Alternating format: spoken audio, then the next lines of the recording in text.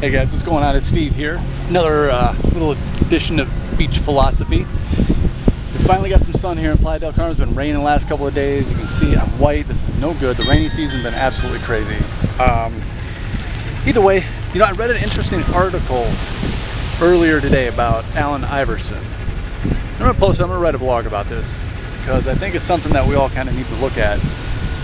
It's a mixture of education, it's a mixture of culture, it's a mixture of a whole bunch of different things, but essentially the point of the whole Iverson article was that he recently retired and that over his career he made over $200 million. $200 million plus another God knows how much from corporate sponsorship and things like that. I think they said maybe another 770 million, something like that.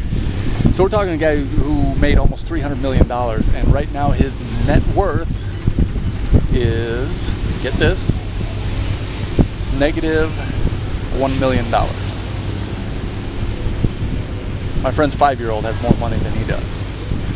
So now the initial knee-jerk reaction for anybody is, oh, he's just an idiot, never happened to me, blah, blah, blah. And let me tell you something. Like I said, there's a mixture of factors, but, you know, something very similar to me happened on a, you know, much smaller scale. I never made millions or anything, but, you know, I was at a point in my life in real estate where I was making 20, 25, 30 grand a month very, very consistently. And I got arrogant. I thought it could never come to an end. You know, I worked my ass off, and I trained myself, and I educated myself, and I became very, very good at what I did. And because of that, I figured it would just never come to an end. I figured I'd keep it up indefinitely. And if you had asked me back then and presented the same thing to me, I would have said, oh yeah, he's an idiot. He should have known he only has a playing life is so long and blah, blah, blah. I would have been clueless that it could happen to me. And yeah, I did. I went from driving brand new custom BMWs and Mercedes and living in a 5,000 square foot house to living in a tiny little 900 square foot apartment in a shitty area town and driving an old 93 pickup truck with 200,000 miles on it. So it can happen to you, and it can happen in the blink of an eye. So with that in mind, two things, honestly.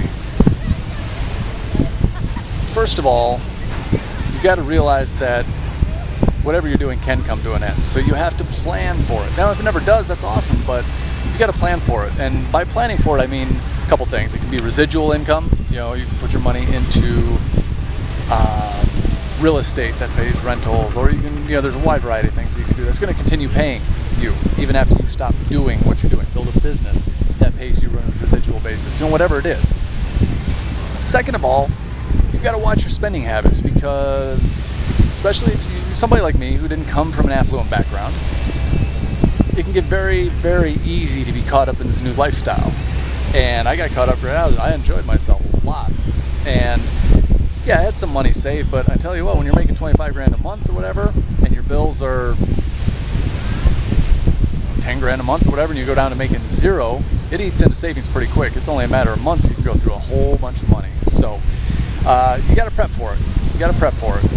And it's just, he didn't have the right role models. He didn't have the right guidance. He didn't, and even if it was there, he may not have accepted it. But the fact of the matter is that we can look at cases like this. There's a lot of cases. Sports, entertainment, acting, even business. Ireland's former richest man, he was worth over $5 billion, is now relying on handouts from his family. He lives on like $2,000 a month that his family gives him. So don't get cocky. Think that stuff can never come to an end. So just do what you can to prepare for it. Watch your lifestyle. Live. I'm not saying live like a pauper, live cheap. No, but be reasonable. Focus on building your wealth first. Focus on building your financial base, so that even if your primary source of income gets taken away, you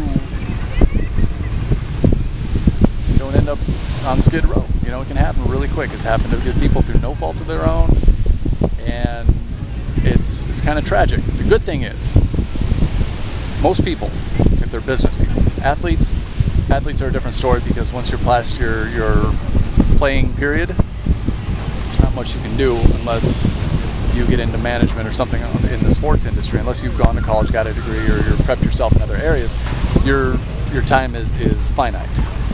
In business, you can do business till you die.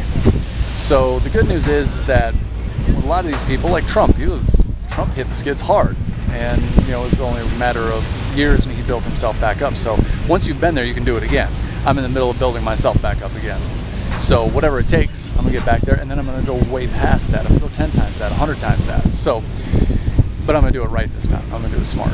So that is the beach philosophy here from Playa del Carmen. If you look right over there, you can see a little parasailing in action. It's an actual beautiful day. Hold on, check it out.